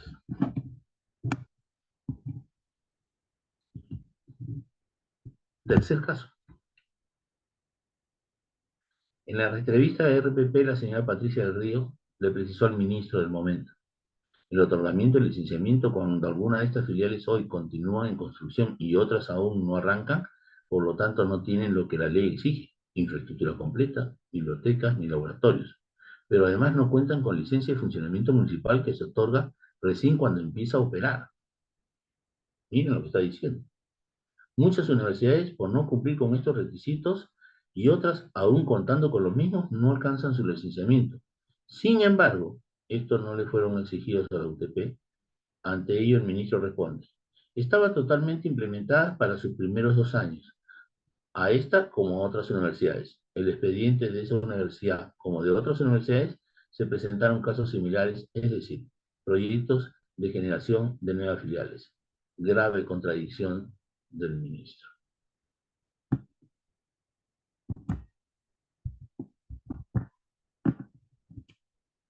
Muy bien, pero no todo se hace mal en el país, ¿no es cierto? Hoy tenemos algunas experiencias importantes que podemos evaluarla después de mucho tiempo y podemos decir, bueno, parece que estas inversiones sí dieron resultado, ¿no es cierto? ¿Cuál fue una de ellas? Miren, ustedes tienen ahí lo que venía ocurriendo con los aprendizajes en el Perú desde el 2000 hasta el 2012, ¿sí? En el 2012, en la prueba de OCDE, ¿no? De OCDE, ¿sí? Para la comprensión, nosotros estábamos por debajo de todos los países latinoamericanos, muy lejos de la mayoría de ellos. Del 2000 al 2009 comienzan a hacerse intervenciones importantes en la educación, sobre todo con los alumnos que iban a ser evaluados, ¿no? Con la prueba PISA, en secundaria. Alumnos que son de aproximadamente 15 años. Este grupo de alumnos recibe, pues, todo el trabajo que se hizo con el tema del mejoramiento de la secundaria. Textos, capacitación de docentes, materiales y recursos, ¿no? Mejores ambientes educativos. Y lógicamente no fue que las cosas nacieran de nada, ¿no es cierto? Entonces el Perú pudo avanzar entre el 2000 y el 2009 57 puntos, lo que la OECD reconoció como el mejor logro en todos los países a nivel mundial. El Perú fue el único que avanzó tantos puntos. Es como si nuestros estudiantes hubieran avanzado 2 niveles porcentuales hablando. Sin embargo, a pesar de ello, no salíamos del último lugar en Sudamérica. Pero estábamos avanzando. ¿Sí? No se continuó con ese trabajo. Políticas. Si no hay continuidad en las propuestas, si no hay continuidad en la gestión, si no hay continuidad en el liderazgo, nos pasa eso. Resultados PISA 2000-2016. Miren qué interesante este cuadro. A partir del 2000 se comienza a apreciar una ligera mejora en los rendimientos de los estudiantes evaluados que se mantiene hasta el 2005. Dos hechos muy importantes. 2004 y 2006, la primera implementación del proyecto BITOS, mejoramiento de la secundaria de educación básica, con la implementación de un currículum que apuntaba a desarrollar competencias a partir del tratamiento de conocimientos, actitudes y valores, basado en un enfoque humanista, sociocognitivo e intercultural. Un segundo caso. Me tocó participar en la intervención que tuvimos con el doctor Besley, que fue el proceso de distribución de materiales entre el 2017 y el 2018. Esto fue de acuerdo a una resolución ministerial del 2016 que aprobaba la norma técnica y que pudimos revisar a tiempo y corregir muchos de los materiales que estaban mal elaborados. Pero también revisamos todo el planeamiento, ¿no es cierto? Y planificamos de tal manera que antes del inicio del año, todas las escuelas pudieran tener el 100% de los materiales producidos durante ese periodo. Se miró todo el requerimiento de las unidades usuarias, cada colegio que era lo que había solicitado, cada institución, cada UGEL, cada región. La unidad ejecutora que miraba el proceso era monitoreada por el despacho viceministerial. Se revisó y se reajustó el tema de distribución, ¿no? Se partió entregando a los lugares más lejanos en los meses de noviembre y diciembre, ¿no? E inclusive de octubre, fines de octubre. y se llegaban a los primeros destinos que se llegaba era al UGEL, y esto es a su vez su distribución a las instituciones educativas. Este proceso de distribución de material tenía esta ruta, fue por etapas, planificación, cómo se implementó el proceso, cómo fue la distribución a instituciones educativas desde la SUGEL y el ASDRE, y cómo era la entrega de los materiales a los usuarios, ¿sí? Con también su propia planificación y su propia implementación. Lo que podemos decir es que en el 2018, a pesar que el señor Vizcarra fue al colegio de Benito Carvajal y dijo que no habían llegado los libros, el 100% de los textos que se habían producido entre el 2016 y 2017 fueron entregados antes del inicio de las clases del 2018. Pero la política es así. O sea, la cantidad de los cuadros de distribución se elaboran sobre información estadística y se asigna a las 221 UG y a las 26D a nivel nacional, y estuvo compuesta por una dotación del 2018. Esos fueron los títulos, esos fueron las cantidades, eso fue lo entregado a cada UG y el porcentaje de ejecución en cada UG, al 100%. Quiere decir que sí podemos hacer cosas bien. Pero como repito, hay siempre la decisión política de continuarlo o no continuarlo, de fortalecerlo o no fortalecerlo, o de aparecer como escobita nueva y barrer todo lo anterior, aduciendo que eso estuvo mal hecho. Así que yo los invito a ustedes a que participemos de hacer una disrupción educativa que impacte el desarrollo humano en nuestra sociedad. ¿Mm?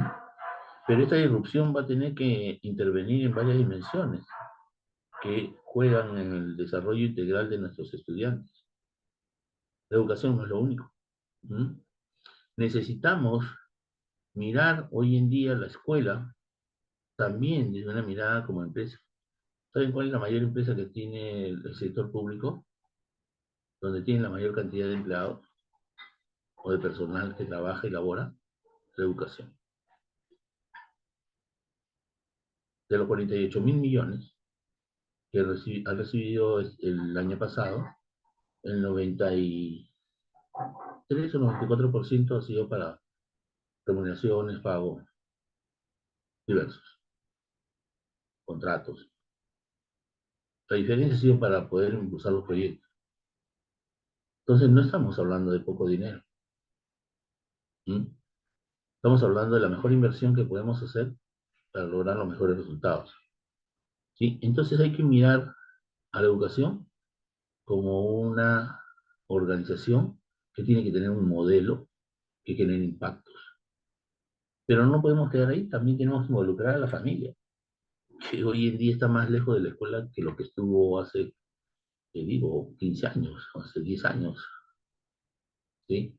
Necesitamos involucrarlos en las tareas de el respeto, la consideración, el tema de los compromisos que pueden tener con la escuela, de ayudar a desarrollarse. Disminución de la pobreza y la desigualdad, sí, si tenemos una mejor educación y una mejor cultura de nuestros ciudadanos, lo más probable es de que cambien nuestros usos y costumbres frente al mundo laboral. La política pública que intente, pues, responder a las necesidades y el tema de la salud. No podemos seguir con niños que se intoxican porque reciben malos alimentos. O sea, un niño necesita alimentarse bien. Los primeros años de su vida son tan importantes en el desarrollo de sus estructuras cerebrales para los aprendizajes, y estamos descuidando a ese gran potencial que tenemos hacia el futuro. ¿Cómo enfrentamos la corrupción? Preparemos a nuestros jóvenes, señores. Enseñémosles a respetarse. Primero, respetarse ellos. Nadie puede respetar a otros si uno mismo no se respeta, si uno mismo no se valora, si uno mismo no se considera como algo importante en la vida. Entonces hay que enseñarle a respetarse y luego a respetar a los demás. En esa tarea, ¿sí? Innegablemente hay mucho que hacer. Algunos pensamientos finales. Si quieres derrotar la corrupción, debes estar listo para enviar a la cárcel a tus amigos y familiares. Te voy a contar una anécdota ya. Cuando estuve dirigiendo el Programa Nacional de Formación y Capacitación Docente, que costó 550 millones, capacitando 140.000 maestros, y a 40.000 de ellos les dimos una segunda especialidad o casi una maestría. Alguien se apareció en mi oficina, un amigo, entre comillas, ¿no? Un amigo, yo pensé que era un amigo. Y en la conversación agarra y me dice, oye, ¿y cuánto costó? Él que bien que sabía, ¿no es cierto? Y me preguntó, bueno, digo esta cantidad, y se ha capacitado esto, y hemos logrado esto, ¿no? Oye, me dice, el 1%. ¿Cómo le digo? El 1%, pues. Imagínate, mira, tú, el 1%. Ah, ¿estás insinuando algo? ¿Estás insinuando de que yo debería haber tomado el 1% de esos 550 millones? Te pido un favor. Levántate y retírate. Esas fueron mis palabras. Probablemente hasta ahora sigue con vergüenza, ¿no? Pero eso es lo que uno tiene que hacer. Porque la peor parte de una sociedad manipulada por la política es ver cómo los pobres a veces defienden a los ricos culpables de su pobreza. Todo lo pueblo. ¿Queremos vencer la corrupción? No dejemos que nos roben nuestros derechos, como dicen los jóvenes. ¿Sí? No hay que permitir que nos cobren más allá de lo que las cosas valen. Pero sobre todo, ¿saben qué? No hay que callar. El que calla es un cómplice.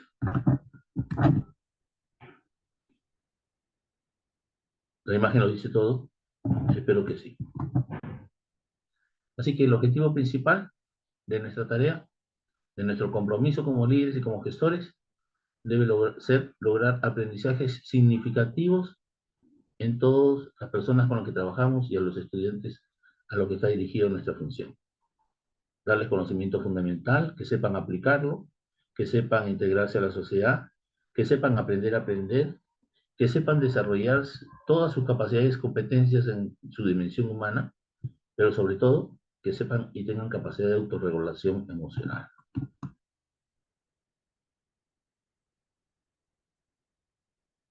La ética marca la diferencia entre lo que es correcto y lo que no lo es, señores. La lealtad, que es la fidelidad en el servicio, compromiso, obligación, entrega, ¿sí? Que se debe tener con los demás. Hay que saber valorar y dar respeto adecuado y ser respetuoso con las demás personas para que sean respetuosos con nosotros.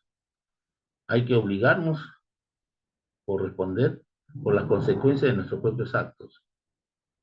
Y si uno se equivoca, hay que saber rectificarse en el ejercicio de tu profesión. Tenemos que tener esa vocación de entrega al servicio, ¿sí? A la profesión, ser sensibles ante las necesidades de otros, pero sobre todo hay que saber guardar la confidencialidad, que es una cualidad importantísima en la reserva del conocimiento de una persona. No exponer a nadie. Un país logra su grandeza si es capaz de generar una educación de calidad para sus ciudadanos. Y eso solo es posible alcanzar si privilegiamos los aprendizajes en el desarrollo del potencial humano en todas sus etapas de la vida de las personas. Muchas gracias por haberme escuchado. Quedo a su disposición para las preguntas. Muchísimas gracias, doctor Guillermo. Y bueno, queda la sala abierta para las preguntas a través del chat, por favor, para poder trasladarlas a nuestro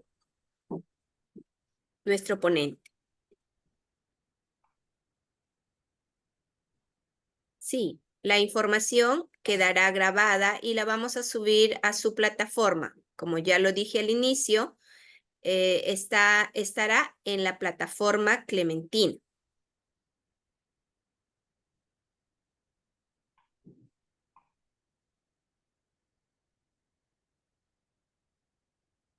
Doctor, nos pregunta Martín López, ¿qué rol juega la gestión por procesos en el marco de la gestión por resultados?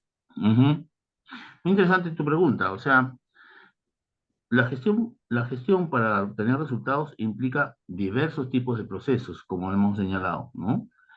La planificación es un proceso, ¿sí? La ejecución es un proceso en sí mismo. Cada uno de ellos, hasta lograr la evaluación final o el monitoreo final, cada uno de ellos significa procesos, ¿sí? Que se van dando dentro de un proceso cíclico, atendiendo a los diferentes pilares a los que hemos hecho mención en esta presentación. Por lo tanto, cada uno de ellos tiene que ser rigurosamente vistos, evaluados, planteados, ¿no? Y con permanente seguimiento, un seguimiento continuo, permanente, para ver si lo que uno ha ido, lo que está planificado, lo que está siendo ejecutado, lo que se van alcanzando como resultados, están en la línea de lo que uno ha previsto. Muy bien.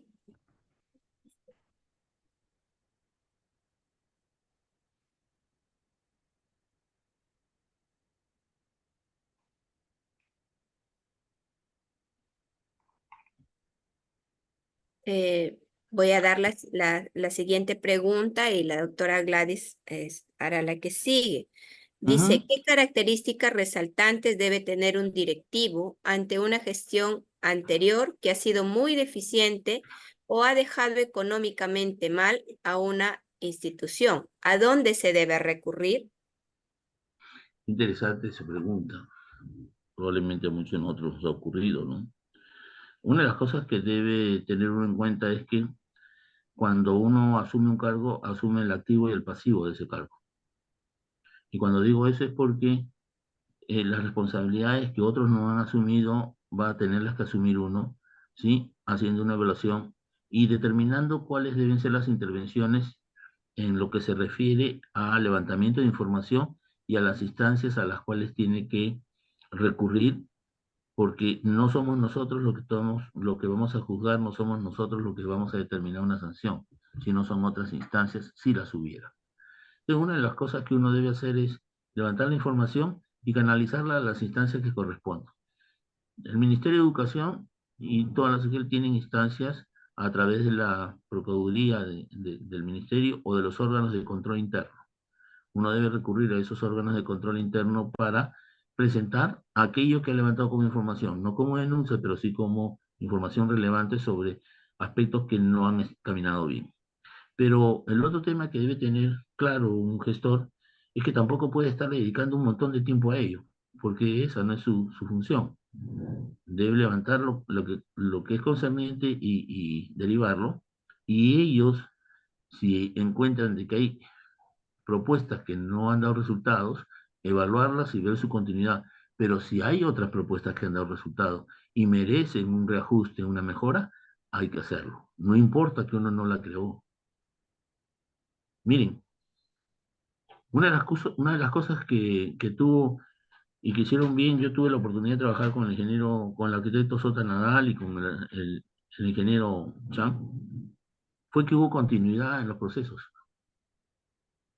O sea, no porque entraba una nueva gestión, se dejaron de lado los procesos. El proyecto BID2 comenzó antes de la intervención del arquitecto Sota Nadal. Él lo tomó como un reto y como un desafío. Con él se avanzó mucho, ¿no? Cuando él se retira, aproximadamente el proyecto había avanzado hasta el 56% o 58%, lo que originó que el Banco Interamericano de Desarrollo aprobara para que se concluyera con el proyecto un año más. Lo asumió el ingeniero Chan y el proyecto terminó, y les cuento esto, con 105% de ejecución. Ustedes dirán, ¿cómo que por 105%? Sí, porque ese proyecto también tenía infraestructura, y como se caían las estructuras, nos llamaron a nosotros y nos dijeron, ¿qué más le falta? Claro, nosotros ya teníamos el 100% y teníamos unos gatillos ahí, y los gatillos tenían que ver con televisores, con grabadoras, y en esa época con los VHS, ¿se acuerdan? Ahora, pero los televisores eran esos televisores grandazos de 44 pulgadas, con tubo, que hasta ahora funcionan en varios colegios, ¿no? Bueno, no había ninguna institución, ninguna empresa acá en el Perú que pudiera asistir a eso, así que se tuvieron que comprar en el extranjero. Pero había un problema. Como era dinero del BID, no se podía comprar en países asiáticos. comillas. Pero logramos conseguir los más de 11.000 televisores y que fueran repartidos en los colegios de secundaria. Creo que hasta ahora funcionan varios de ellos. O sea, como se darán cuenta, es cómo es que, aun cuando no sea de la gestión de uno, uno tiene que asumir retos y compromisos. Y eso es lo que le toca al buen gestor, al buen líder. Bien, muy buenas noches, doctor Molinari. Un gusto saludarlo por este medio Buenas noches. virtual. ¿Cómo está? ¿Cómo estás? ¿Qué Bien. tal? Hay una pregunta también muy interesante que hemos recogido del público asistente. Nos dice, ¿qué estrategia se implementaría en las instituciones de gestión educativa descentralizada para la distribución oportuna de material educativo y su coordinación con el presupuesto adecuado y suficiente? Ujú. Emerson Bustamante nos hace la pregunta. ¿Cómo estás, Hermeson? Tu pregunta tiene muchos elementos y muchas aristas, ¿no? Hay quienes hoy en día no pensamos como hace 15 años del tema de la producción de materiales y recursos. O sea, si a mí me preguntaran hoy en día, yo la gestión la descentralizaría, ¿no? Hay cosas que el ministerio como ministerio sí tiene responsabilidad de manera descentralizar los procesos, pero hoy en día, con esta diversidad cultural que todos somos conscientes de que existe, y con esta necesidad de que las instancias tengan esa capacidad de autonomía, de poder responder a las necesidades más cercanas, yo diría de que lo que necesitamos es un programa y una propuesta de descentralización de la producción de los materiales y recursos que permitan atender de manera más directa y más pertinente en cada una de nuestras regiones, ¿no? De manera bastante coordinada, que como se puede hacer con el órgano central, pero que tenemos que tomar una decisión y tenemos que formar buenos gestores, honestos gestores, ¿no? Y confiar en ellos de que las cosas se van a hacer bien, de que las cosas se van a hacer con honestidad, con transparencia, para poder atender las necesidades más cercanas. Por ejemplo, yo le preguntaría, yo tengo la próxima semana una conferencia en Condorcanqui. Uy, está muy de moda, ¿no? Hoy Condorcanqui. ¿Por qué? Porque tenemos ahí un trabajo que venimos haciendo con unas instituciones de formación de maestros.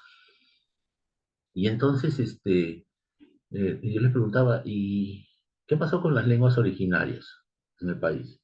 De las 48 lenguas originarias. 44 son amazónicas, ¿sí? Y alguien, en algún momento yo conversaba con unas personas que Modesto, que trabajó de Jibira, y yo le decía, pero ustedes no han formalizado la lengua. No, me decía, sí hemos formalizado la lengua porque ahora ya tiene un alfabeto. Yo decía, un ratito, lo que ustedes han hecho es castellanizar la lengua. Y esa lengua castellanizada, cada una de las grafías tiene un sonido, ¿no es cierto? Una fonética. Entonces hay lenguas que del alfabeto solo se hablan con 21 grafías, otras con 26. Pero no le estamos enseñando a nuestros niños a cómo es la fonética utilizando esas grafías en el trabajo con su lengua originaria. Ni a los profesores tampoco, porque ni siquiera en las mallas en las mallas de formación docente vemos eso como una propuesta importantísima y seria que debería tenerse. ¿Se dan cuenta entonces cómo necesitamos tener una mirada diferente ahora? Una mirada hacia las regiones, una mirada de cómo hasta nuestros programas de capacitación tendrían que cambiar, de formación inicial de los maestros. Por ahí creo que es el nuevo camino. Seguramente habrán muchos académicos curriculeros que discutan conmigo el tema. Muchas gracias. Ok, doctor, muchísimas gracias por la respuesta. Guido Rospigliosi nos plantea lo siguiente. La gestión educativa a nivel de DRE y UGEL es muy similar en el país. Sin embargo, nuestro contexto geográfico es muy diferente. En ese sentido, ¿qué indicadores generales se plantearía para evaluar el desempeño de una DRE o una UGEL? ¿Cómo estás, querido amigo Guido? No nos vemos hace tiempo. Tanto tú como yo sabemos que somos un país diverso, no solo en lengua, no solo en cultura, sino también en geografía. No es lo mismo hacer intervenciones en Moquegua con 3 provincias que hacer intervenciones en La Libertad con 12 provincias. Y además que tiene las 3 regiones del país, costa, sierras y ceja de selva. Que no es lo mismo hacerla en Loreto, ¿no es cierto?, o en Amazonas, donde las distancias son enormes y donde las posibilidades de ir y poder acompañar los procesos son sumamente difíciles, donde no se cuenta con recursos. Entonces creo que los proyectos educativos regionales, que hay 11 en vigencia, deberían más bien estar apuntando a objetivos, ¿sí? Y ahí es donde tenemos un gran problema. ¿Por qué? Porque el proyecto educativo nacional del 2007 al 2015, al 2021, perdón, lamentablemente no fue evaluado como debía ser evaluado. Y ese era un proyecto por objetivos. A diferencia del proyecto que a fuerza y deseos de un grupo determinado aprobaron en el 2019 el último currículum, el último proyecto educativo nacional. Yo ahora, por lo que escucho, está siendo revisado y reajustado, ¿no? Entonces, si uno se pone a pensar cómo es que yo planteo, entonces te puedo decir que de los 11 proyectos educativos regionales que he revisado, solo algunos están elaborados por objetivos. Y todos los otros no están elaborados por objetivos, sino sobre la base del proyecto educativo nacional. Y además, quedó desactualizado porque inmediatamente vino la pandemia, ¿no es cierto? Creo que ahí hay una tarea enorme por hacer, que trabajar, y entonces, si necesitamos mirar nuevos indicadores, vamos a necesitar cambiar esta propuesta del proyecto educativo nacional, reajustar los proyectos educativos y que sean más regionales y que sean más operativos, ¿no? Menos discursos, más resultados, mejores usos de recursos y mejor selección de los cuadros que tienen que gestionar esos recursos. Los indicadores van a aparecer, pero lo que necesitamos son cuadros honestos, transparentes, comprometidos con la educación. Un abrazo, Guido. Bien, muchísimas gracias, doctor Molinari. Creo que la ponencia de hoy día nos va a servir de mucho a todos nosotros y especialmente a nuestros participantes, ¿no? Que aspiran en algún momento, que estoy completamente segura, a llegar pues a conducir una institución educativa a nivel nacional. Agradecemos a usted, doctor, por la excelente ponencia. Sé que el tiempo es muy corto, hay muchas preguntas que han quedado, pero sin embargo nos vamos con aquello que usted mucho nos ha indicado, ¿no? Seamos docentes de corazón, ¿no? De corazón para ejercer esa carrera tan bonita como es la que ejercemos día a día con nuestros estudiantes y cada granito que aportemos, pues, sea en beneficio de nuestros alumnos. Ellos se merecen de nuestra responsabilidad, nuestro compromiso, nuestra ética y, por supuesto, nuestro profesionalismo. Muchísimas gracias Qué y a todos gusto, los presentes. qué gusto Nos, verte, Gladys, de igual manera, después de un doctor, tiempo. Un después de excelente tiempo. profesional con la que Muchas gracias. tuvimos la posibilidad de conducir un programa tan importante como el de Neuroeducación en la En Libertad. la libertad, así es. Muchos recuerdos con usted, doctor Molinari, aprendimos muchísimo y pues conocimos una faceta o una parte de la educación que usted mucho nos inculcó, ¿no? El trabajar conociendo el funcionamiento del cerebro es muy importante, ¿no? Como usted también lo ha recalcado en el día de hoy. Muchísimas gracias. Gracias, doctora Evelyn, por permitir esta brillante exponencia. Gracias.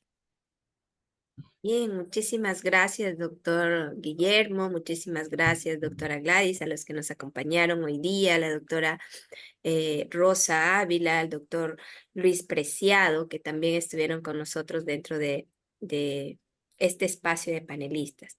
Muchísimas gracias a todos nuestros participantes. Sí, llegamos a más de 500 personas hoy día. Esperamos realmente que con todo lo que nos ha comentado nuestro ponente, pues hayamos podido sensibilizar, que es lo que más buscamos, ¿no? Si nosotros nos sensibilizamos con respecto a esta misión de servicio que tenemos, pues no solamente haremos nuestra autoevaluación, porque ya bien nuestro ponente lo dijo, ¿no? Hay que evaluarnos permanentemente, pero de la autoevaluación hay que pasar a la acción. Y eso es lo que estamos nosotros dentro de este diplomado solicitando, promoviendo, fortaleciendo. Muchísimas gracias a cada uno de ustedes y pues los esperamos a través de plataforma Clementina. Sus claves y sus usuarios les llegarán a los correos con los cuales ustedes se inscribieron. A través del correo también van a recibir la invitación para sus reuniones con sus tutores. Los tutores lo que van a hacer es apoyar en el desarrollo del producto, ¿sí? Del producto que ustedes van a desarrollar. En este primer módulo, ¿sí? Que tiene por título Habilidades gerenciales para liderar el diagnóstico socioeducativo de su jurisdicción, el producto académico es que ustedes deben elaborar un diagnóstico con aspectos priorizados de la realidad socioeducativa de su ámbito jurisdiccional. Son cosas que ustedes ya desarrollan y que tal vez durante este diplomado van a poder mejorar. ¿Sí? Entonces, les damos las gracias muchísimos a todos ustedes y los esperamos en el próximo webinar. Hasta pronto. Muchas gracias, doctor. Cuídense. Bien. Cierro la sesión entonces.